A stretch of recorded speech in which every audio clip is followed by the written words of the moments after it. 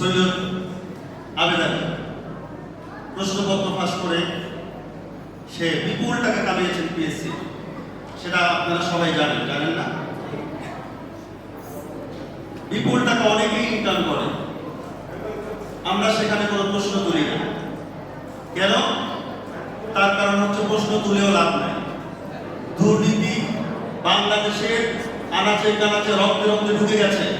দুর্নীতি করে অনেক মানুষ অনেক টাকা ইনকাম করছে। কিন্তু সৈয়দ আবেদনের কথা কেন বলছি?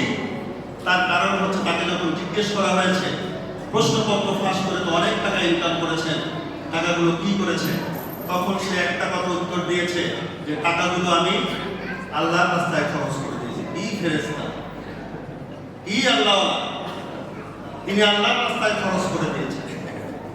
এখান থেকে কয়েকটা প্রশ্নের জন্ম দিয়েছে। এই জিনিসটাকে নিয়ে ট্রল করা হচ্ছে, তার ছবিগুলো সোশ্যাল মিডিয়াতে ভাসছে। কোন ছবিগুলো?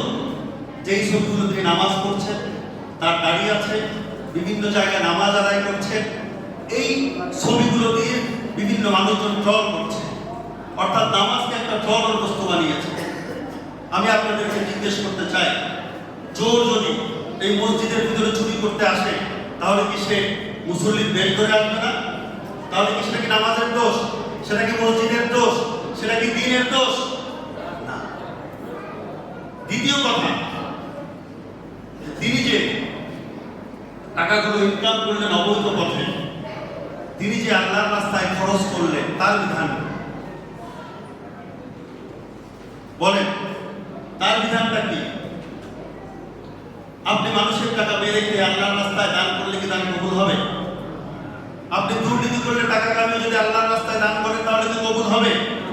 আপনি মানুষের টাকা রেখে দুর্নীতি করে ঘুষ খেয়ে আপনি যদি আল্লাহর রাস্তায় দান করেন তাহলে কি কবুল হবে? কবুল হবে না। শুধু কবুল হবে না তাই না, কেউ যদি এটাকে অবৈধভাবে ইনকাম করে, সেই টাকা হারাম টাকা ইনকাম করে কেউ যদি মসজিদ, মাদ্রাসা, মাহফিলে সওয়াবের নিয়ে যায় দেয়, তাহলে তার এই দান তো কবুল হবেই না, তার ঈমান চলে যাবে, তার ঈমানও থাকবে না। এটা আমার কথা নয়। ইন্নাত তাসাদদাকা বিমালিল হারামি কুফরুন, কেউ যদি হারাম টাকা যদি সওয়াবের নিয়তে কোনো মসজিদ, মাদ্রাসায়, বিভিন্ন মাহফিলে কোনো ভালো কাজে যদি দেয়, তার দান তো কবুল হবেই না, বরং তার ঈমানটা চলে যাবে, সে কুফরি করছে, দেওয়া যাবে না। আমরা তো কি করি? মসজিদের টাকা দিতে আসছে, তার কোন টাকা আমরা খেয়াল করি না, আমরা আর নিয়ে এভাবেই তো করেছে। অনেক মানুষ জানতে হবে আবেদ আলী ইনকামের রাস্তা কি ছিল, তাদের কাছে গেছে, আমাদের মতো হুজুররাই তাদের টাকা গ্রহণ করেছে। কে বলেছে আপনাকে এই মসজিদ টাইলস করার জন্য? কে বলেছে আপনাকে মসজিদ ইসি করার জন্য?